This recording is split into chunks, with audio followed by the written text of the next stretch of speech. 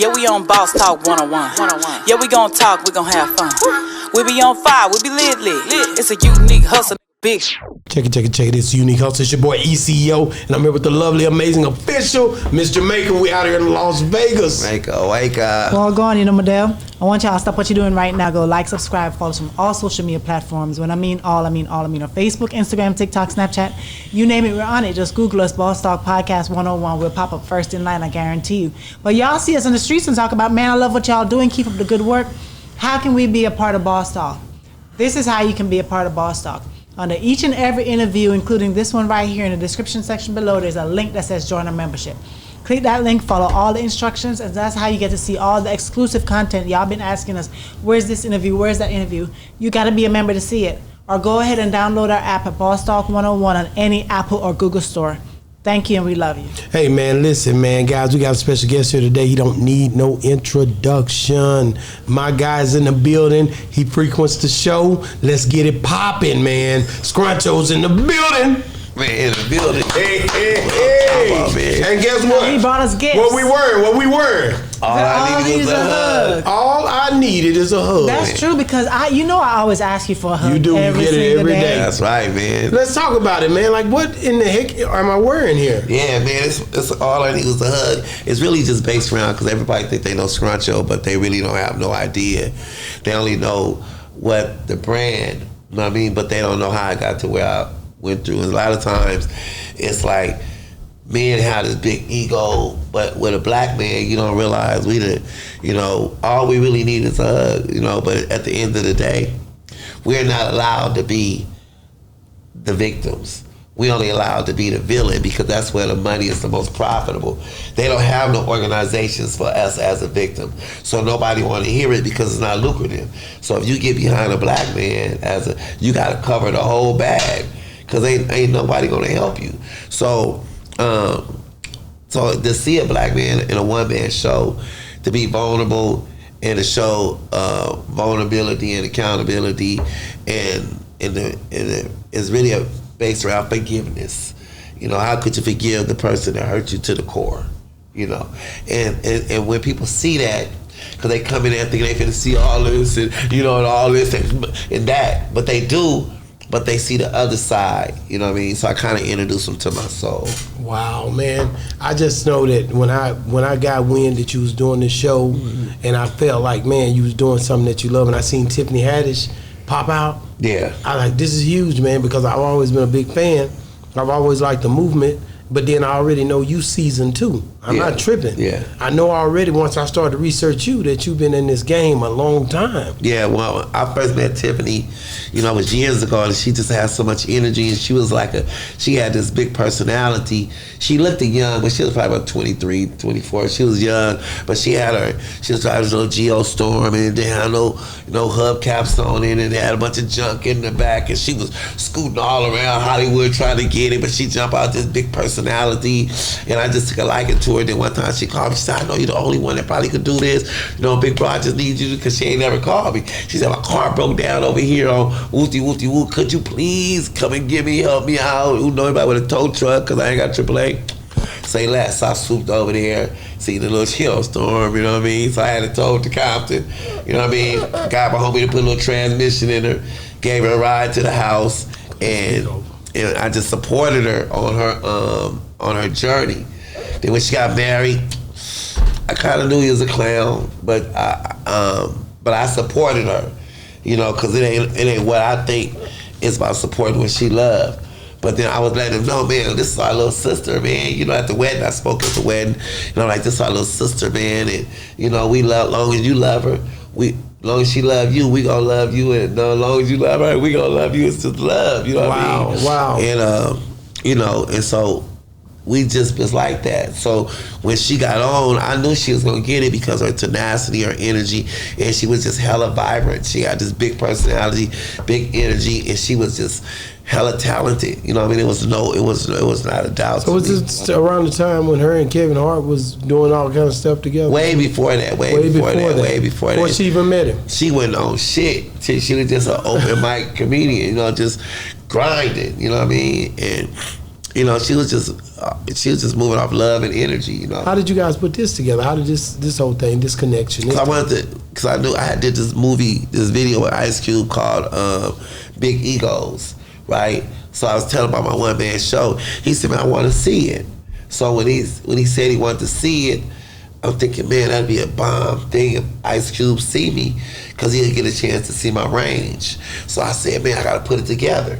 So I put it together, and once I got in a position when I was ready to move, then I called Tiffany and said, little sis, I'm doing this one man show. And I was like this when I was called, I want to pray, because this business ain't nothing without nobody making it on their own. You know what I mean? And God is the leader of everybody. That's right. And he gonna assign somebody, some type of angel to guide you through what he wants you to get through. But don't ever think that you're gonna do it by yourself. Somebody gotta like you. Somebody gotta love you. Your talent is nothing without a platform.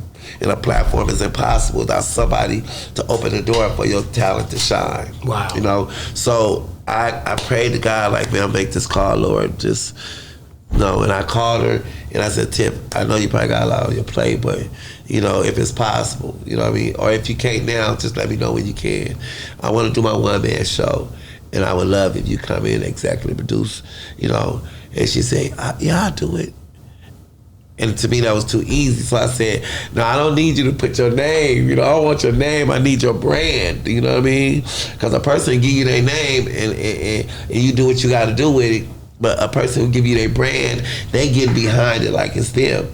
And she said, I promise, I got you. I'll give you my brand. And that's my first time I kind of, you know, like, got emotional. Like, dang, you know, because, you know, people love Tiffany. Like, they love me, they respect me on the streets. But in the industry, they don't fuck with me like that, because they, you know, that brand, they perceive the way I built my brand. You know, I always put my mentality over my gift, but in reality, I was putting my character over my brand. So I don't regret it. You know what I'm saying? But that's not the way the industry works. So you have this little reputation on the streets, but in the boardrooms and in the meetings, I don't want to mess with you. You know what I mean? So I can't get in. Plus the color of my skin ain't my friend. And you can't have this color skin and a hood mentality. You're not marketable.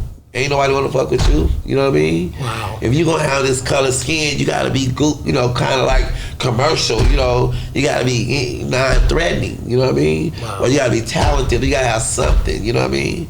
That's why they're so hard on Terrence Crawford. They knew he was dark and raw, so he had to go the long way around, because he already knew he was. I knew he was the best. And when he was 17 and I knew he was already that guy.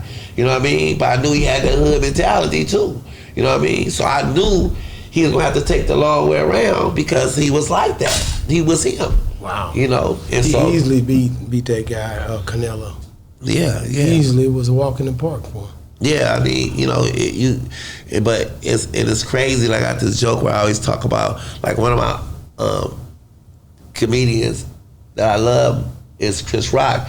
He like on my he's like on my Mount Rushmore comedians, because his accolades, his talent, his time. He just an honor to, you know, he make me laugh. You know what I mean? But our point of views are totally opposite. You know what I mean? Like, his point of view is like, I love African Americans, but I can't stand niggas. My point of view is, I love niggas and I can't stand African Americans.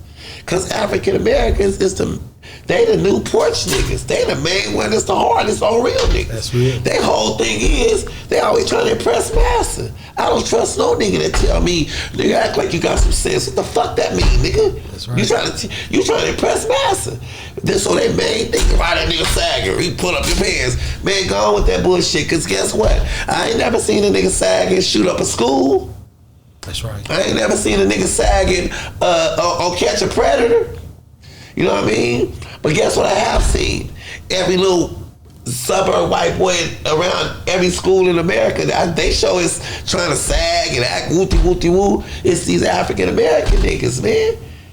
3 kind of niggas I don't trust. I don't trust no nigga that can't play spades. I don't trust no nigga that eat less than 3 tacos. Fuck you nibbling for, nigga. What the fuck? A nigga rats nibble.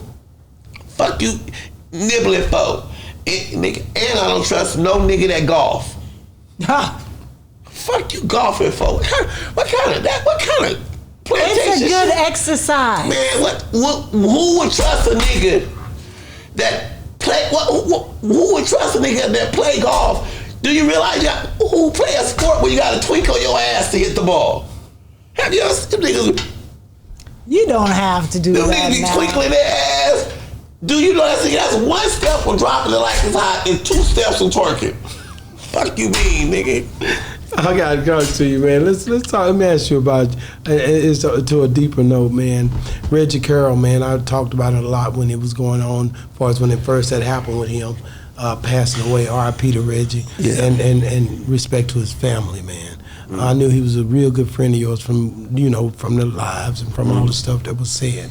How do you feel about it now since it's been a month or two? Yeah, see, here's the thing. It's some things never end, and nobody death hit the same. But when somebody was in the mud with you and fuck with you, it got you out the mud. You know, when a hero is somebody that saved your ass. Right. Man, you know, my brand, after I got into it with that nigga TK, you know what I mean? And we had our little confidence, and shouts out to TK, you know, we squashed it. But real niggas beef. We might fight, but that's what real niggas do. Then we shake hands and let it go. It wasn't that big of a deal. You know what I mean? You know, with no winner, we both lost. You know what I mean? But at the end of the day, real niggas fight. You know what I mean? But when we had that beef, and Vlad took that story and blew it up, and it wasn't the truth. You know what I mean? I didn't have nobody to get behind me. And every nigga from LA that was there at the incident, them niggas, they was into their brand. They wanted to save their brand. They didn't give a fuck about my character. Reggie was there, and the nigga named Mark Prince was there.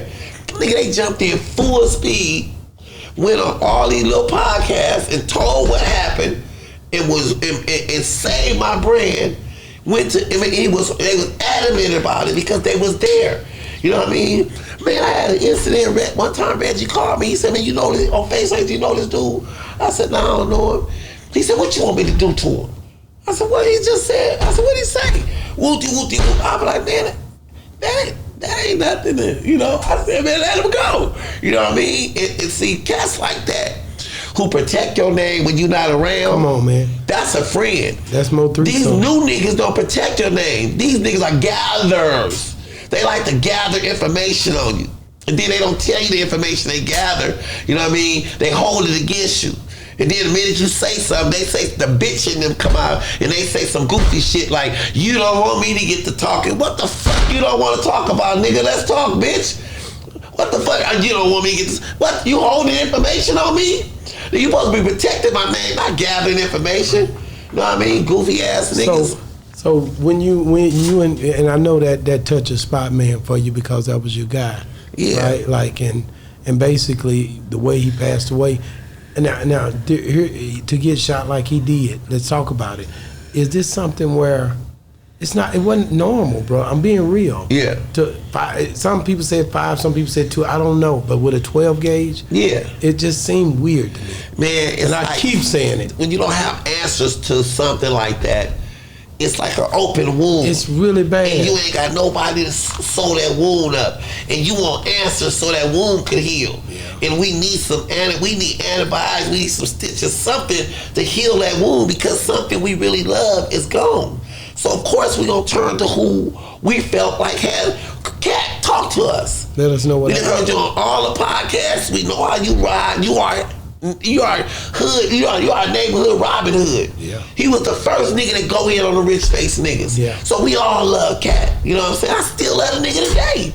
Still my partner, but I just want to know what happened.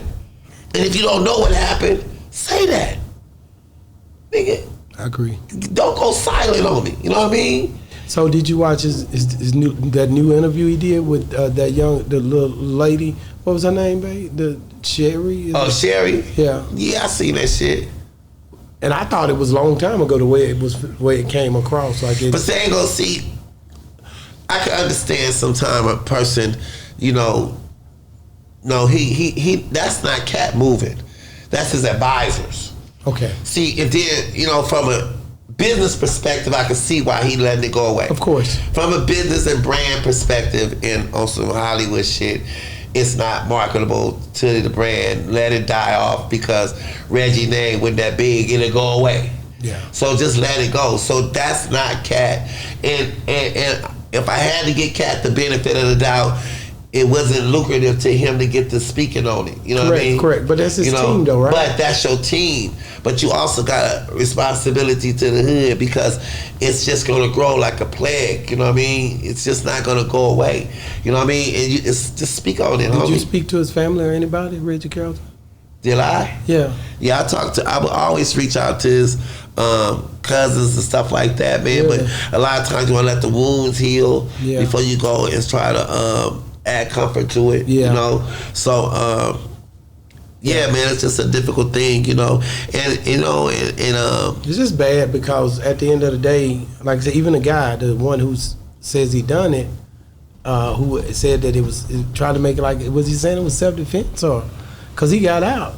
Well, you know what I mean? He got out because he bailed out, you know what I'm saying? But now I don't see him as doing it because every time I talk to Reggie, he was saying good things about dude. They really was roommates when you talk to him? Yeah, I mean, he was saying every time he had some funny story to tell about Slim, you know, it's silly.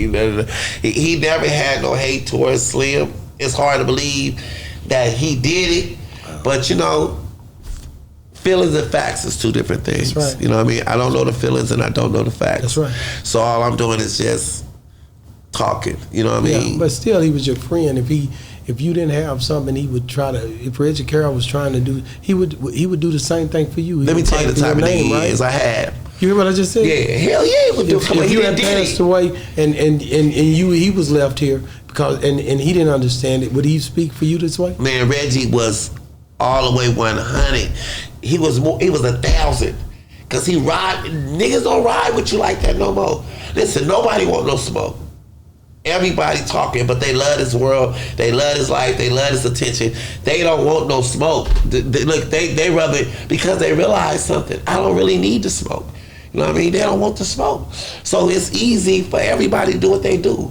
You know what I mean? So it's no, you know, nobody have to take accountability. You know what I mean? Right. So when you see people like that, you know, but Reggie was the type of dude, he wanted all the smoke.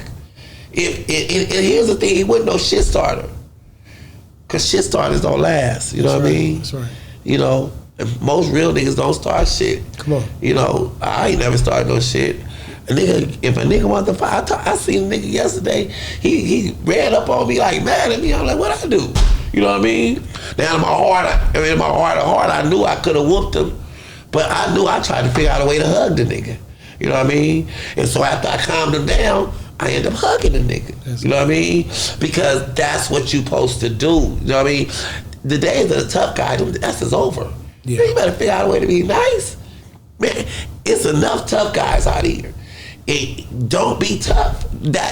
Listen, tough guys don't last. Just be nice. Do you ever think about, like, when you speak so openly and Katt and all these guys hear you speak, where do you find that place, and do you feel like, because when you do that, people tend to try to block you out of stuff or look at you away.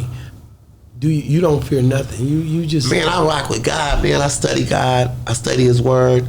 You know, I pray every day. I pray every night.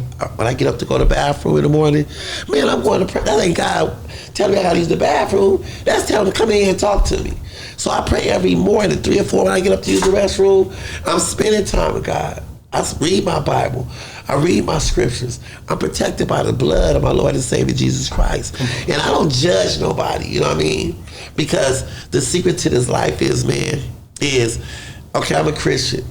But there's 2 things I don't fuck with, bro. I don't fuck with religion and I don't fuck with politics. Because it's 4,200 different religions worldwide. They all agree that it's one God. And they're all trying to fight over that one God. So when you tell people, when you try to push your religion or your doctrine on somebody, you starting shit. Because if you a Buddhist and I'm a Christian, and I'm gonna tell you all about Christ, I'm starting shit because I already know you believe what you believe. So, you know, I just be like, if I'm a Christian, homie, I move, I let my walk do my conversation. And I think, and here's the thing you got to look at. A lot of times people do that, and you deal with a lot of insecurities because the Pharisees was insecure about Jesus walking and not understanding his walk. You know what I mean? Yeah. So when you see people do that, he walked around and there was Pharisees that were Jews, you know, and you got to think about it. There was Samaritans, there was Canaanites, Syrophoenicians, there was people that Seminites, was, you know, was barbaric. Like, it was different people during that time. But as Jesus walked, he didn't really speak on what he was, like you just said. He let his walk create everything around him. The thing about Jesus, the reason they, you know, it's so hard on black people is because Jesus was black. You know what I mean? And the mentality that they hate on so much is the same mentality Jesus had. The Bible don't express Jesus' mentality. They paint Jesus as a narrative as being all soft and shit. Jesus wasn't like that. You know, Jesus cast out a spirit like this. What you just say to me? Get out of there, flee. He was that. He was him. They want you to think, Joy, man, you get out there and flee. And Jesus wasn't like that, homie. He was walking, if you read the book of Matthew, he was walking as a mortal man. Man, he was walking through he was bailing. They was, like some say, disciples was really your first gangsters. He was walking through Matthews at a time when they could kill a nigga with a slingshot from 1,000 yards. He wasn't fearing them cats. Because his presence. It was his presence. You know, when a man got a strong presence, he don't have to say that many words. You know what I mean?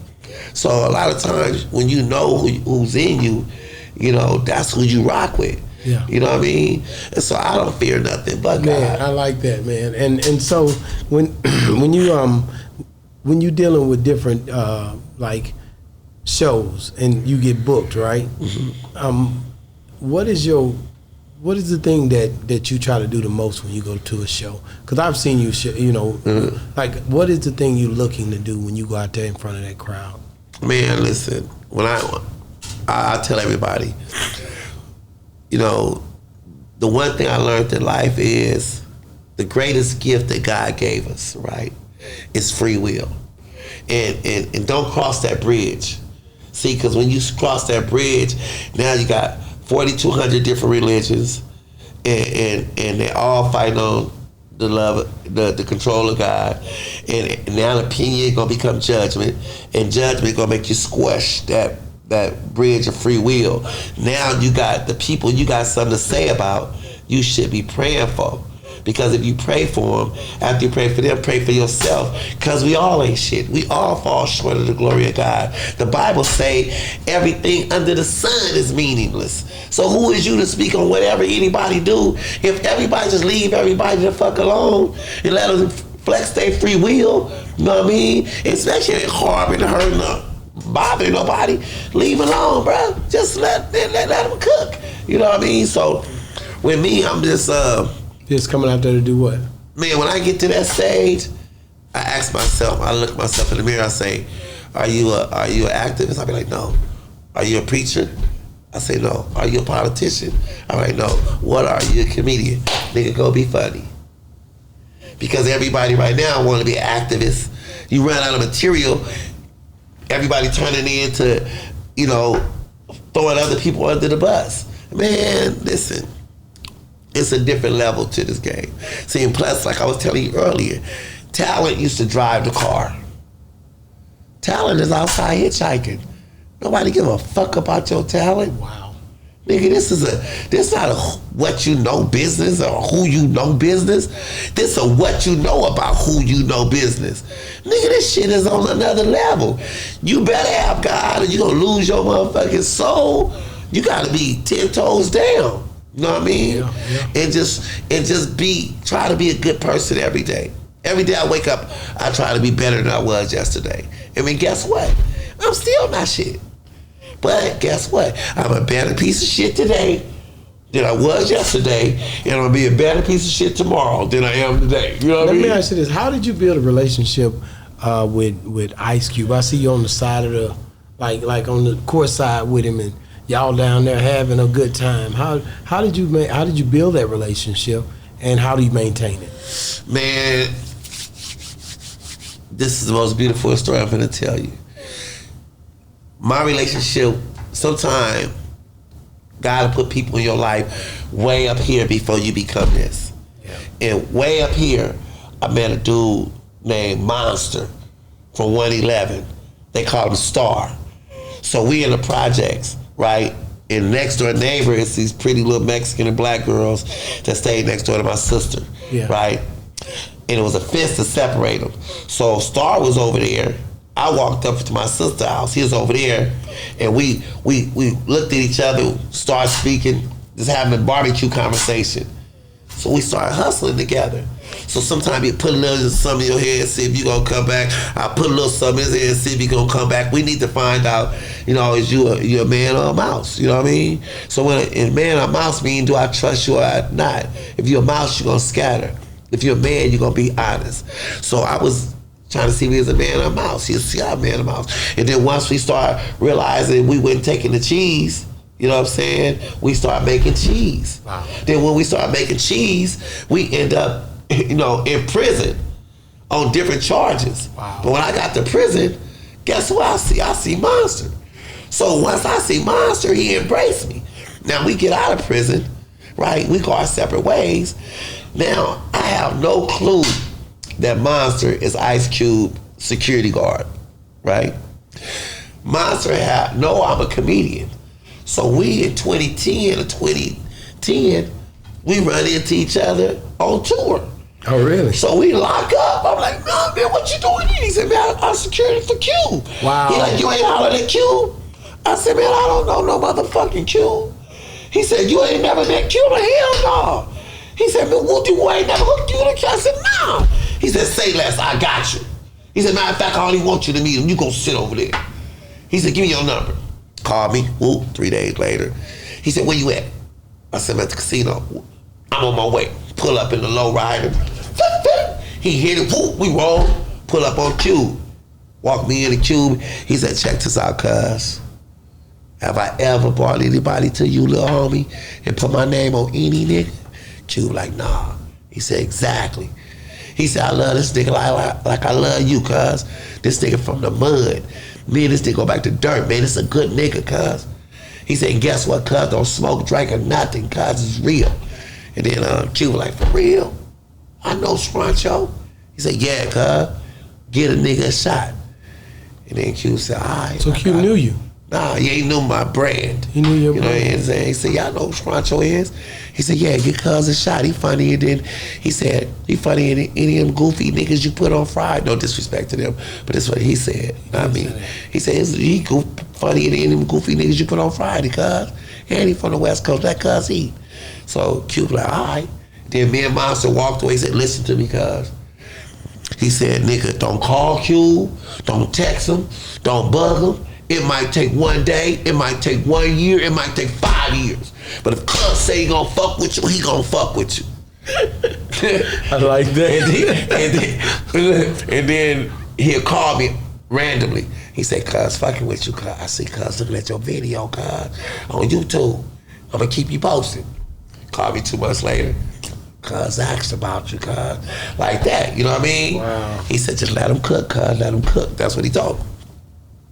Then, so Q hooked up with me, so he was gonna do my special, right? Q called me during the pandemic. All right. No, first he called me and he was gonna put me in Fridays, right? But Mr. Witherspoon died, right? Okay. Then after Mr. Witherspoon died, the pandemic hit. Then Q was gonna shoot my comedy special. And then him and Q, because he said, I wanna bring Snoop in on a shoot your special. So he said, what you think about it? I'm like, man, that's big. I said, it's like the all-star comedy. All I ever wanted to fuck with when I got in this industry was 3 niggas, Dr. Dre, Snoop Dogg, and Ice Cube. That was my goal. Fuck Martin Scorsese, all them niggas. Nigga, give me them 3 niggas and I'm good. So I had already worked with Dre, already worked with Snoop, you know what I mean? So this was nigga, let's do it. I said, but if Snoop don't go in, we still rocking. So it didn't fall. Snoop had so much to do with the Olympics and everything, he couldn't do it. So then that's how everything started. So then he called me to do the Big Egos. You know what I mean? So on Big Egos, we was talking, and I was like, damn man, we should and he said, man, all I need is a hug. He said, sometimes all these niggas need is a hug. And I said, Q, I did a one-man show called All I Needed Was a Hug. He said, for real? He said, I want to see it. And I put it together, nigga. I put it together, and that's how all that started. But I knew it was gonna be a good show, but I didn't know it was gonna blow up. Tiffany Haddish got behind it. Now everybody on it, the reviews was good. Broadway wanted to see it. So when he wanted to see it, what did he? How did he see it? Man, he came to the show. Get the hell out of here. Yeah, man, he came to the show. You ain't came to your show like that. Man, I was happy I didn't know. Tell me how that nigga came to the show. You didn't know he was coming. I gotta hear the story. I knew he was coming. I know which one he was gonna come to, because I didn't expect him to come because we was on tour at the same time. Okay. So he said, I'm gonna come, and you could feel the energy in the room when he came. I can't explain it, but he bring an aura to him, right? And it was dark, but I felt that aura in the room. You know what I mean? So when I came to the stage, I just did what I did, and you didn't see him in there or nothing? I didn't see him, but when the lights came on, I seen him. It was overwhelming. You know what I mean? What did he say to you? He was crying like everybody else. Get out of here, man. Yeah, you know what I mean? And he went crying like, you know what I mean? But, he just looked. He like, yeah, he cold. You know what I mean? Showed you love. Tiffany was crying. Everybody was crying. She was there with the Q. She was at that show as well? She was all the show. She the executive producer. So she always there? She always there. Tiffany is 10 toes down. Wow, man, that's dope. Man. Yep. For them to support you like that. Yeah, because you it's all guys. Bro, you did this. You've been doing this so long, man, and you sit back and watch everybody to get their fair shot. You know what I mean? Yeah. And it took a little longer than what you might have thought it was gonna take. Yeah. Or if it was gonna happen at all in the way you wanted it to happen. Yeah, but it's God's time. Because at the end of the day, no matter when I'd have got my time, when I wanted it, I wasn't the right time because my mind I was still criminal minded. I was still quick tempered. I was a womanizer. You know what I mean? I didn't like white people. I didn't like gay people. I was full of hate, nigga. I was like, fuck everything. You're a real nigga or nothing, you know what I mean? So God had to make me realize that the gift I got is for more than just real niggas. Wow. And it's for sick people who's hurt. And once I realized my comedy healed, then I stopped telling dick and pussy jokes, and I stopped bagging on the audience, and I stopped throwing women under the bus and all that kind of shit. I just been authentic without that, Wow. I sit back and, like I said, when I seen you, even when we was in Mississippi together, or if we was in Dallas together, wherever I seen you at performing, man, you always brought it. When we was in Austin together, man, I mean, what keeps you going after all these years? Man, every day I pray. I pray for passion and consistency. You know what I mean? And I never forget who the giver of all my gifts. And I understand every show I do, at the end of the day, it's just one show. But I always approach that last show like it's my favorite show because it's an opportunity for me to show off for the people and for the heavens and for everybody watching me. I'm the only comedian that ever did a full show, sweat, tears, blood, with one person in the audience. Wow. And the motherfucking show took me 2 hours and 38 minutes. The nigga kept going to the bathroom. You so stupid. Man, I was buying into it. I was like, for real? Let me ask you, like, when you look at just made that up. I know. the skates and the way you was on them skates, man, and like, when I seen that, like, that's the early Scruncho. Yeah. That's the Scruncho that everybody seen, how he came out. and they loved it. You know what I'm saying? Yeah. And then you see that with everybody else, and you see everybody else take off. You see the people start growing from the Katt Williams and all these guys. But then I don't put you in the same box, bro.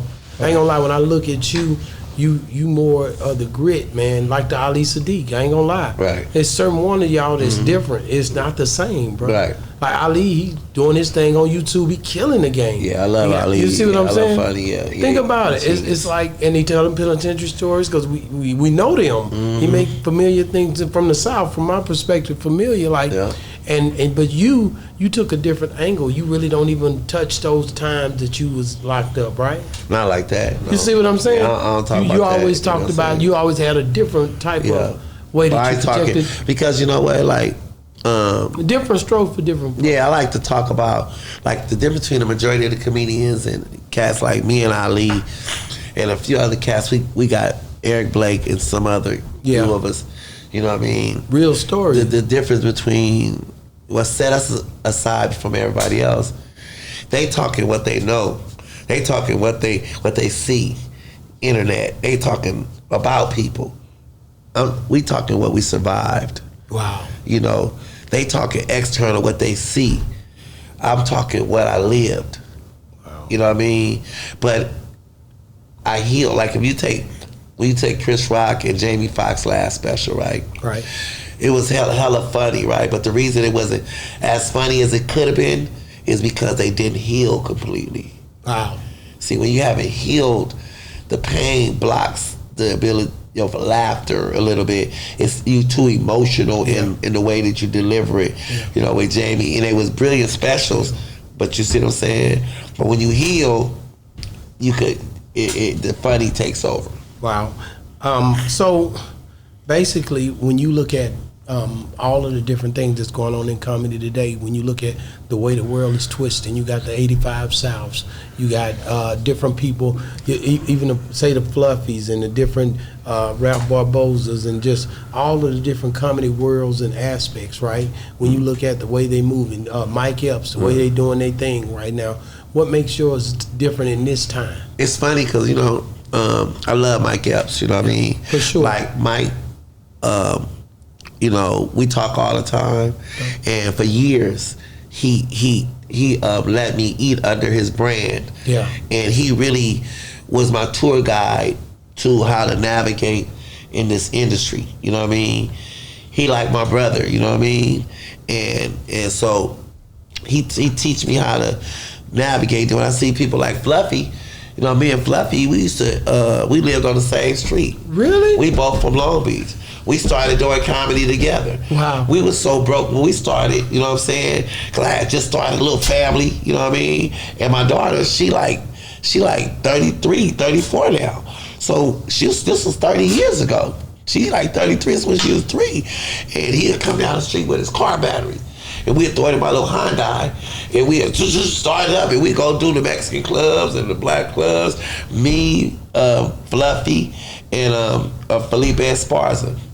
That's crazy. I never would have thought you and Fluffy they were hanging out like that. Yeah, that was my partner. You know what I mean? That's crazy. Then I seen him in the iPhone store, and I was all happy to see him. And the nigga treated. I almost slapped the shit out of his fat ass. Really? Yeah. The nigga just looked at me and was like he didn't even know who you was. Maybe he didn't recognize you. Nah, he knew it. But you know what? He changed? No, he didn't change because it took him a minute. You know what I mean? Sometimes you get so. I seen it happen. No, and he caught on, and then once those spirit of stardom hit, got off of him, and then he like, oh man, Scruncho, man, remember that time? And we just start reminiscing. Wow. You know what I mean? And hugging it out. But initially he looked at me like, I know he recognized me, but I don't know what it was, but when he caught on, man, he was trying to pick me up and all kind of shit. You know what I mean? Like, oh man, fucking Scruncho, man, we did. So he started reminiscing and talking about when we did our first show with Suge Knight and how we started, and we left in tears. You know what I mean? Really? Yeah. So so you can't. It's amazing when you meet people and they hit that super stardom, and they meet so many people. Sometimes it take a minute to get to who they was because of who they became. You know what I'm saying? Wow. So you learn a lot of this business. Well, who would you say now with the way you've been in the comedy game for a long time? Who are you liking now that you're seeing that you feel like they're peaking right now? Ah man, I love DC Young Fly, the 85 South. Oh yeah, them boys.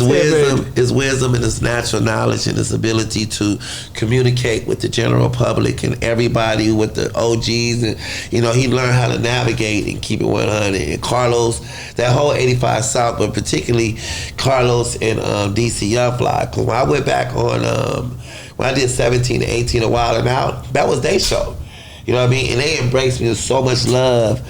And just gave me the city. It just gave me the love. So I love them dudes, you know what I mean? I love Charleston White, you know what I mean? Cause that nigga funny. Yeah. But I also love T.I. Cause T.I., I first seen T.I., I'm like, I want to see him. You know what I mean? That's okay. I see where he had potential, right? And then I went to Vegas, you know what I mean? I went to see him. And I really didn't want to go to the back room and see him first before I see him on stage. You know what I mean? Why is that? Because if I go to the back room and see him on stage and he not funny on stage, and then I'm gonna be, oh man. But I went to the back to see him first. Love Tiny, she's so sweet, so kind. They whole brand just showed me so much love. I was so excited to see him kill it. When I seen him out there ripping and killing it and timing and punchlines from when I seen him 6 months ago, he was okay 6 months ago. But maybe a year later, man, that nigga was a motherfucking monster. So you have K-Dub. Man, who else he have? He had K-Dub. He got the big guy. What's the big guy name? I forgot his name, but I don't know. And then he had that girl with him. And me and K-Dub is that like, girl, we started together that's too. That's my boy, man. I like K-Dub, my guy. Yeah. And when T.I. got out there, man, he was delivering all the punchlines, was elevated. I saw this nigga funny. So he basically switched. He's the only rapper that I know that, for me, that got big as he was in music, and then was able to convert and still do something he loved doing in comedy. You don't really see that. That don't happen a lot. Bro. Yeah, you can't. That's the first person I seen that transition and made it really, really strong. Yeah, there you go. He a strong comedian. Strong comedian. Yeah, I was shocked. I knew I was shocked. I knew it was gonna be. I didn't know he was gonna be that strong. You know what I mean? Yeah. Where he come in and he great storyteller, and he, you know what I mean? He got his, he just got his own swag. He got his own swag. He did that. So, or same thing with Charleston. I didn't expect him to be funny, but when my wife wanted to see him, so we gonna see him at Vegas, him and TK. You know what I mean? Oh, y'all went to see TK? That was when y'all was cool. Yeah, we were really cool. I mean, it was cool then. I think we was kind of funking, but it was like, I don't have a beef with him. You know what I'm saying? This was after the stuff had happened. Yeah, this was after the stuff happened. This was in between the beef, you know what I'm saying? So we was at the House of Blues, because my wife already had the tickets, you know what I'm saying? So I said, I'll go with you, you know what I mean? Because at the end of the day, if I'm fucking with somebody, nigga, I ain't gonna never disrespect your talent. Like, you got certain people like, Gary Owens, you know what I mean? Like, nigga, I love Gary Owens. I love Gary Owens. I just don't like his privileges. But that don't mean I don't like him. You know what I'm saying? He's crazy. Yeah, I don't like his white privileges. Like, I know the color of my skin is not my friend. So my color of my skin. Have you met Gary Owens? Yeah, I know Gary. Okay. I've been knowing Gary. So when you talk to Gary, you tell him that? Yeah, I tell him, nigga don't like his privileges that he get, shit the real niggas don't get, you know what I mean? He can't do nothing about that. I ain't saying he can't, that don't mean I gotta like it. Nigga, I'm just saying, nigga, you know what I'm saying? You know, it's like you go to, nigga, I don't like when I go to Roscoe's Chicken, the Waffle, I gotta wait white people eat in front of me, nigga, I don't like that. All these niggas waiting outside, the white people, all this motherfucking. You crazy, yeah. You know what I'm saying? Or vice versa. I don't like the idea of all these niggas on the golf course and these white people gotta wait for these niggas to golf. Man, get y'all ass off the golf course and let these nice white gentlemen. You don't like golf at all. No, I'm just saying. All these niggas, we done took over all the goddamn sports, and now they want to go there and walk around with their big ass sick cars and they little funny looking outfits. Want to like Pee Wee Herman and fit in. Man, get y'all ass off and let the white boys enjoy their little day at the goddamn golf course. The fuck? So I'm fair. You know what I mean? No, I get it. I'm fair. I ain't no You know, I'm just fair on my beliefs. You know what I'm saying? But I'm glad that you the type of, and him. I've talked to TK a couple of times, probably 3 or 4 times on the phone. Yeah. Excuse me, but glad that y'all could get past that. Yeah, because TK we all love TK. Yeah. All hood. He older, right? Yeah, he older. When we all come up, then we was looking up to TK. He was like the Katt Williams before Katt Williams. He was our king of the underground. You know what I mean? So we was all looking up to him because we wanted a real nigga to represent us. You know what I'm saying? So we always had love for TK. You know what I'm saying? Mm-hmm. So it was never a matter about his talent. You know what I'm saying?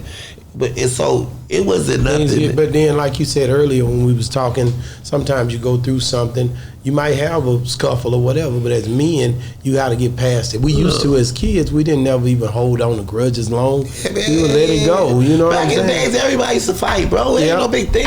But it's something about when two black ugly niggas fight. You know what I'm saying? When 2 black ashy niggas fight, nigga, that's content. You know what I mean? 2 black, raw, ugly, dusty niggas fight. You know what I'm saying? You know what I mean? I'm proud to say I'm ashy. Look. But what type of nigga want to be moist in 2025? The fuck, nigga? Did you watch the verses last night? I'm sitting here. I don't even trust nigga that wear lotion. What type of nigga just want to be moisturized?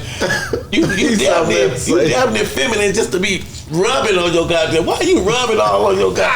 He thugging it. He thugging it. You just rub it all. Nigga, most niggas rub lotion. You gotta rub slow. You don't see a nigga going like this. Nigga be rubbing all slow. Man, let me just stay ashy. Okay, you always do like these signs, right? Like but you're not with that, right? Listen, I'm not a gangbanger. You see what I'm saying? Listen, let me tell you why.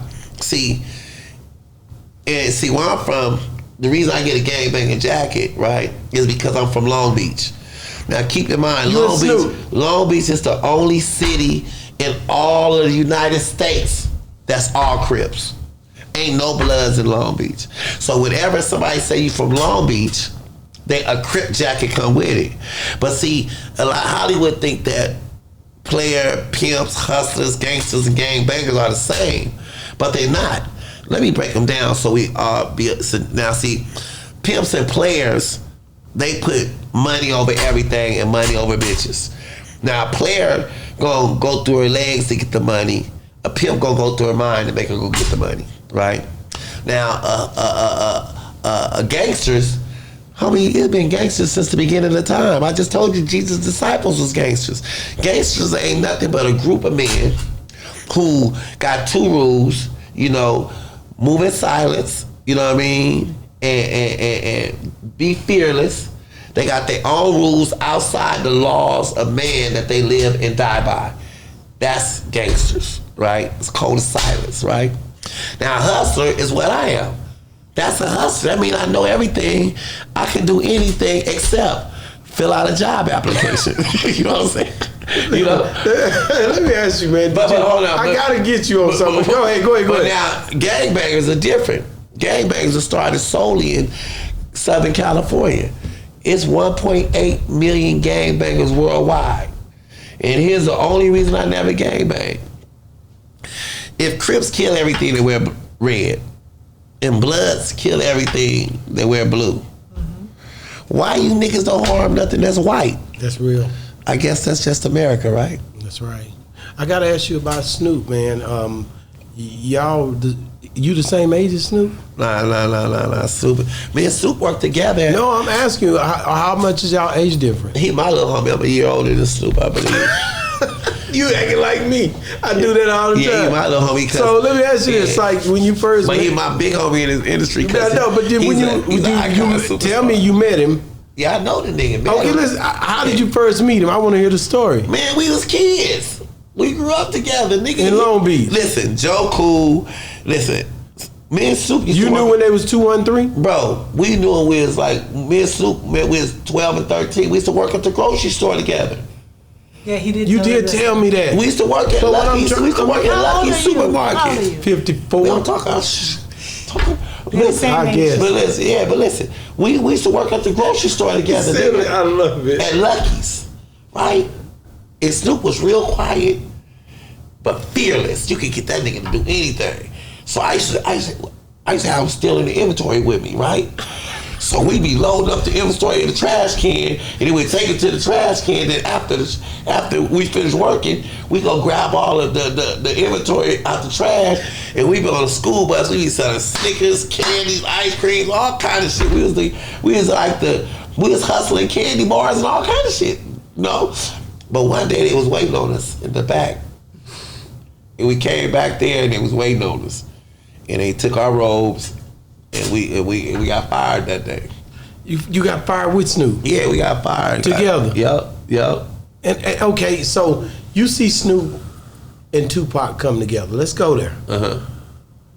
Are you locked up or you out in the 90s, early 90s when this is going on? I'm trying to get to the 90s.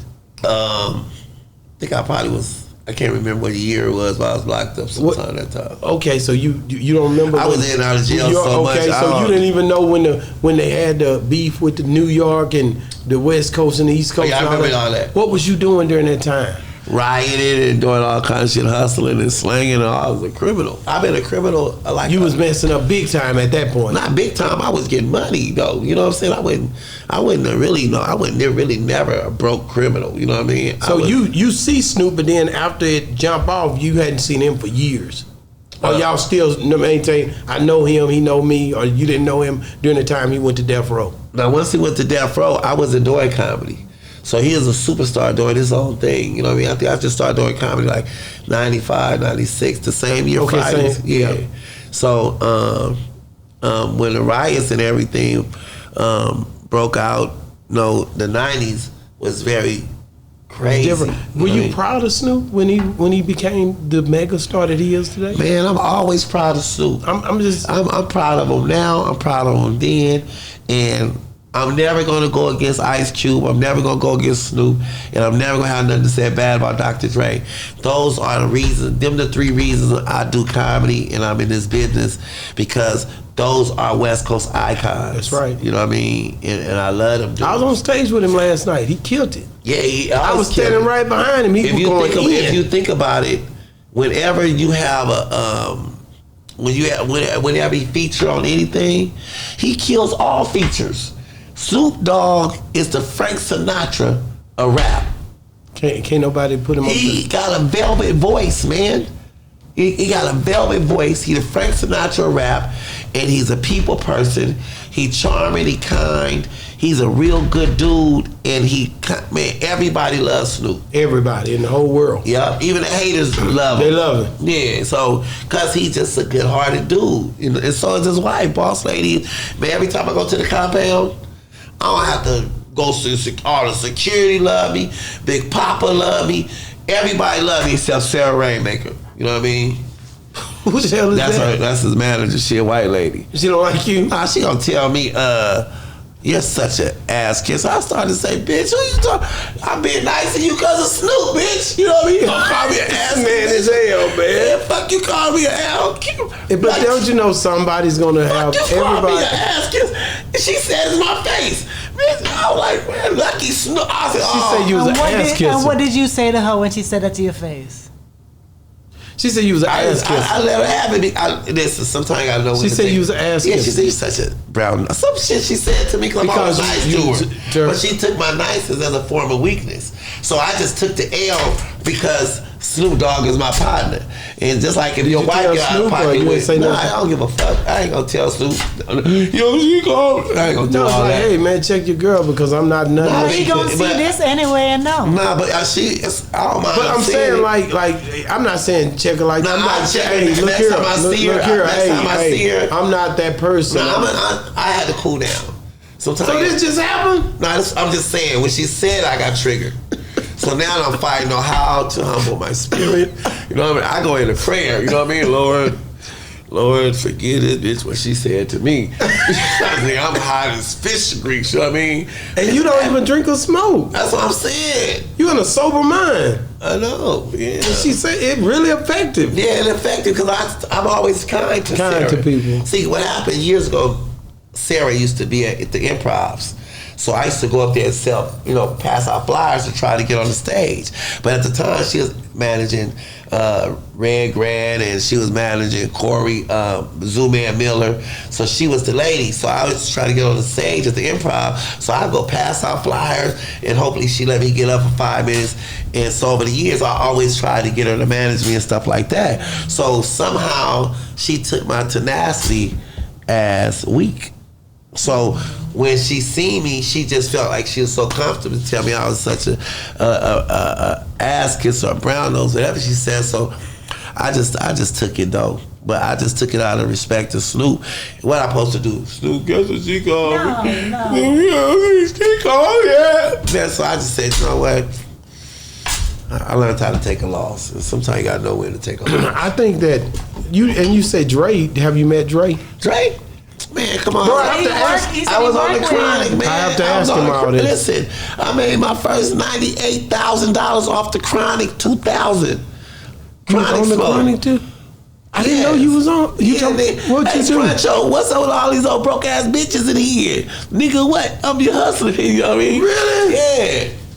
Man, I didn't even know that. I didn't know you was on that. Me and Eddie Griffin was on Crying. I got a platinum album. I'm the first comedian, and me and Eddie Griffin is the first comedians to get a platinum rap album. Really? Yeah. I had a platinum rap album from the Chronic 2001 because I was featured on it. Damn. I didn't even know that. I didn't know it. I'm telling you, I didn't know it. I was making so much money off that Chronic album, off them little lines. Nigga, I every time the check come, nigga, I start sleeping by the mailbox. Nigga, I'm glad you said that. How does that work when streaming happen? Do you still, or you not connected to that? No, I don't do the streaming, but I wait every once in a while. I go get pick up. No, I'm saying like if they playing that. Yeah, I'm saying if they playing stuff. Ain't no money in the streams. I mean, rap is almost at a free. It's crazy. You got to get 100,000 views to get $200 or something. Yeah. So you really, it's no money in this like that. But I'm not a rapper. For 4,000. A million for 4,000. Yes. Okay. Yeah. But let me just say, man. I just want to say, man, thank you for always picking up the phone when I call you. Man, you my brother. Call me. Yeah, you my brother. Thank you for a lot of the encouraging words that you say to me, bro. Yeah. Ever since day one, you supported me. Yeah. My brand, my store. A lot of niggas walked in that store. I done interviewed a lot of people now, and they didn't do what you done. They didn't come in there, and I had made it easy for them either, so it ain't their fault. But just the way you come in and respect the black business, because I've been there 20 years, and it may not be much to anybody, but we've been there. Our kids were raised in there, and it's something to be in a neighborhood like that. Even though I had multiple stores, that store right there was special because me and my wife, we done that together, and I just say, man, thank you for when you came. Man, thank you, man. Y'all, because the secret to life is be kind and be respectful, and be humble. And when you walk in somebody's presence, introduce your humbleness, and be kind, and be respectful, and respect their business by spending at their business. And I just, plus as a man and as a unit, I respect y'all marriage. Thank you. And I love the way you treat your wife. I love the way she treats you. And I was very influenced, in the way that I treat my wife. Wow. And y'all chemistry that you have, which y'all union. Yeah. I love the way you represent her. I love the way she represents you.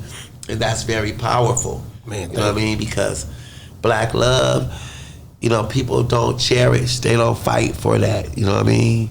And so when I see that, I'm a fan. You know what I mean? Thank you, bro. And what I mean by that is like, when me and you out together, I would never let you do nothing to her and mess around. I'm gonna tell you, don't do that in front of me, because I gotta look you in the eye. So when you include me in that fuckery, you making me not genuine with her. So when you do whatever you do as a real nigga, I'm like, I wouldn't do that if I was you, bro. But if you gonna do it, don't do that around me. It's a real friend. Because nigga, you gon' why, nigga? You know what I'm saying? It's not worth it. You know what I'm saying? So that's the type of dude I am. Like, I don't encourage things that's not right, that I don't support. If I don't do it, I don't want you to do it. You know what I mean? And I'm not gonna let you crash. You know Appreciate you, bro. Go ahead and how do people get a hold of there's two kind of niggas I don't fuck with. Oh, here we go. He's silly. I don't. The comedy thing will come pop here like hey, that. Man, listen. Hey, never try to put a seatbelt on a crash dummy. Wow. And you can't teach stupid. Already. That Y'all part. heard it, man. How do people get a hold of you? They Go told to you. ogscruncho.com on my website, and I got a one man comedy showcase, Cube Vision showcase for Ice Cube. Me, Mike Epps, me, Tiffany Haddish, and Chris Spencer. Wow. And it's gonna be at the Laugh Factory. Go to Shout out to Chris Spencer. That's the RSVP. guy I met, right? Yeah, you got. I met him. Chris. No, I met him, and Praison introduced us to him. Yeah, and see, Chris a cool dude. He golf. He's still my partner.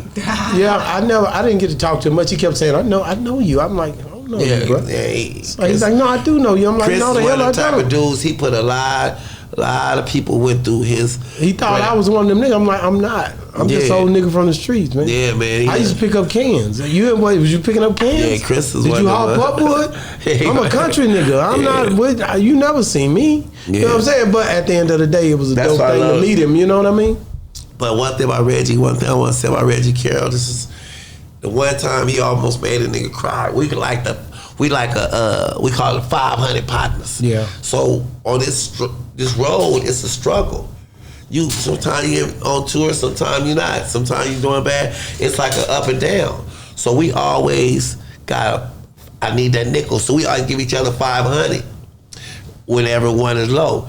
And it was a time, right? We borrowed $500 from each other so much, we didn't know who owed who. You know what I mean? And one time I said, I need that nickel. He like, man, I only got 300, but look how he said, I got a check, I got a deposit coming. I said, me too. I said, I get the deposit, I'm gonna throw you something. He said, well, if you get it, if I get it, I'm gonna throw you something. I said, bet. And he said, and when I got off the phone, guess what he did? What did he do? I looked at my cash app. Nigga sent me $150 out of that 300. Nigga, that $150 brought tears to my eyes. I know. Because that's when I knew that was a real nigga. Wow, man, and then you don't find people like that, man. And I know you gonna miss him. We gonna miss him. Yeah, I ain't miss him. Nigga he was a real one. Wow, man, and you gonna keep his name alive too. Man, I can you tell. already know. Already, man. Thank you for coming on the show. We love you, Scruncho. Man, Yo, man, Scruncho, we love you, man. It's been another great segment of Boss Talk 101. What a bosses talk, man. And we out. Talk, baby. We out Get here. it. Yeah, we on Boss Talk 101. Yeah, we gon' talk, we gon' have fun. We be on fire, we be lit. It's a unique hustle, big